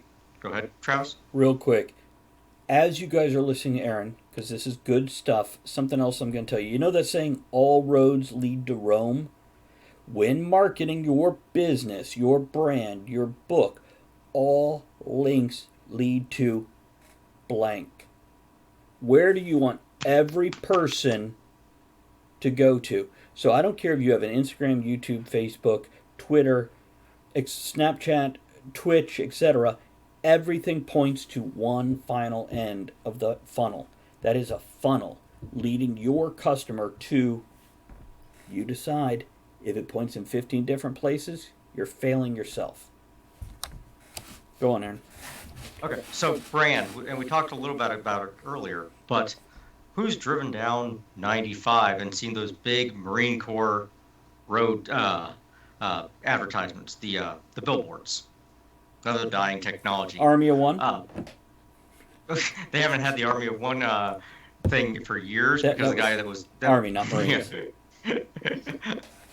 But the Marine Corps is very, very good at branding. They have these nice billboards. They don't have to just say what we do, but you know what we do. Still a bad because haircut.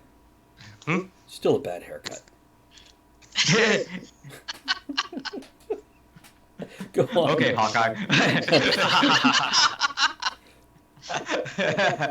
No, but it's branding, and it's one of those. Oh, they got this very perfected image of what they want to present, which is what we as authors want to do for whether it's our novels. Considering the time we have left in tonight's show, I'm going to ask each of you the one key point in branding / marketing. Branding is the arrow that points to your marketing, or marketing is the broad spectrum that you funnel into branding. Branding stamps your marketing as you, so you're recognizable. That's what branding is, just so everybody knows. Aaron, one thing. What's important?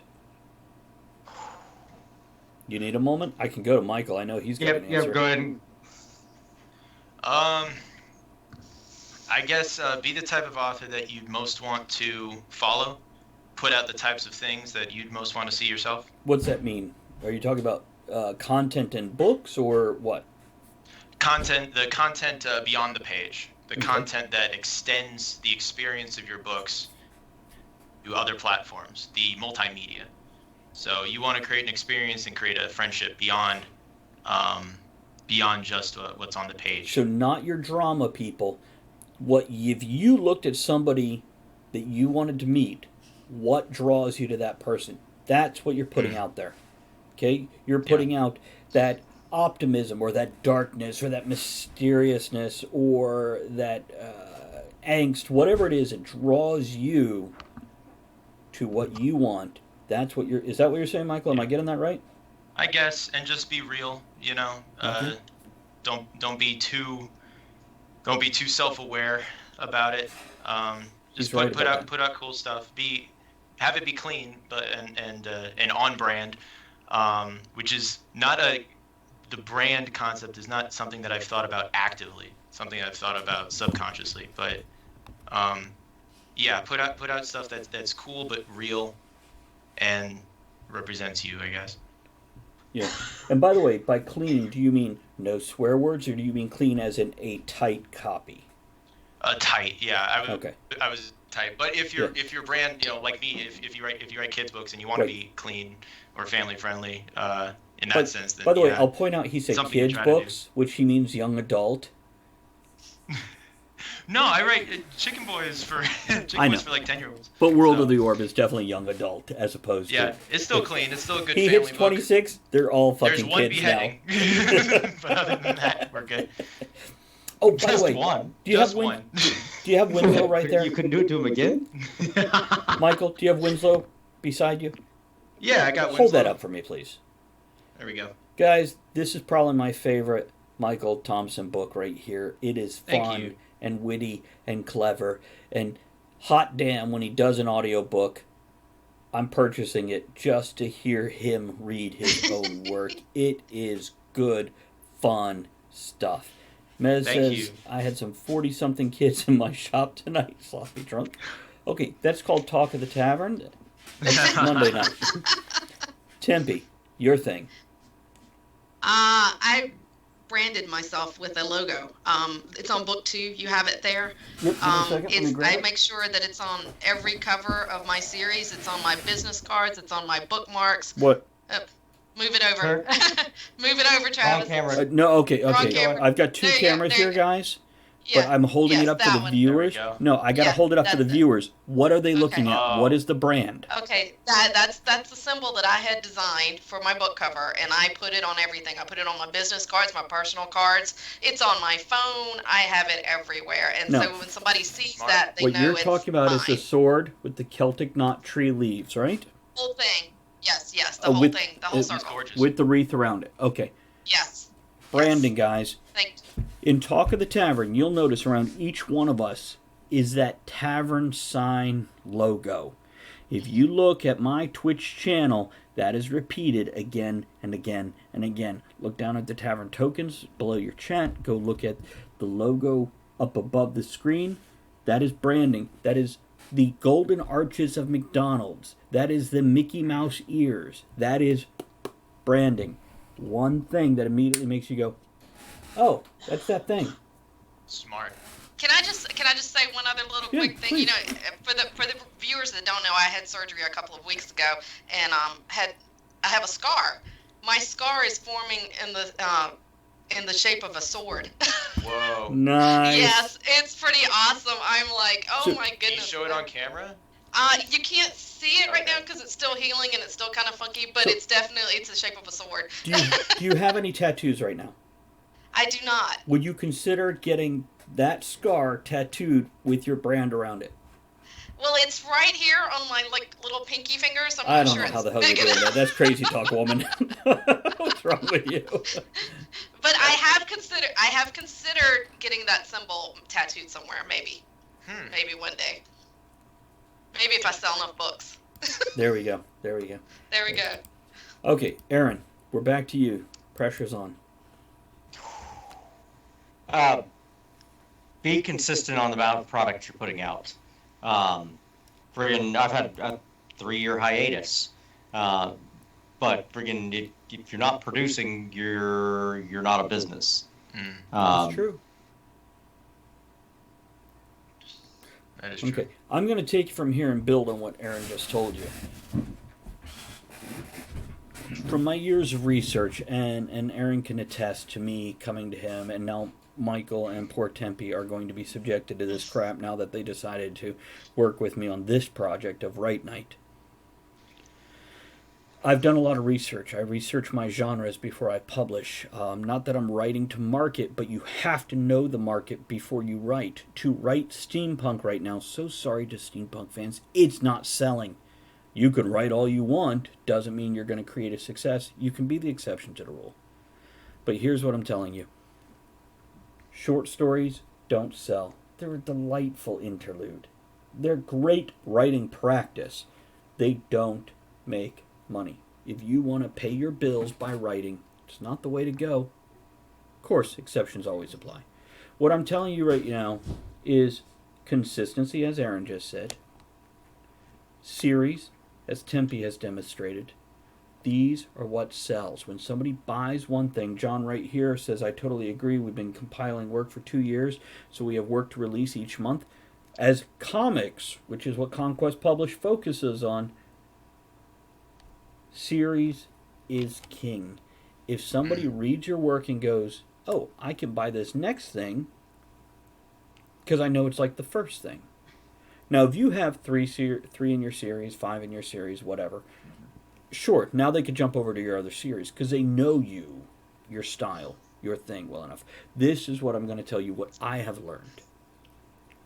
I've been published in over 40 different books. It's more than 40.